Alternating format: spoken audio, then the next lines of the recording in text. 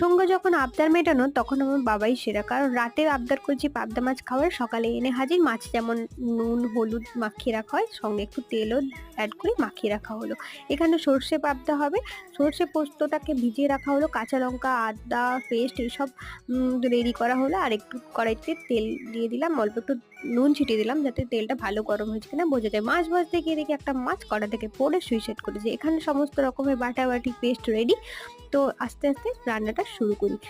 এইখানে তেল গরম হতে একটু শুকনো লঙ্কা বাটা, পেঁয়াজ বাটা, আদা বাটা, কাঁচা লঙ্কা বাটা দিয়ে মশলাগুলোকে ভালো করে কষিয়ে নিয়ে গ্যাসের ফ্লেমটা কমিয়ে দিয়ে এইভাবে সর্ষে পোস্ত বাটাটা দিয়ে দিলাম।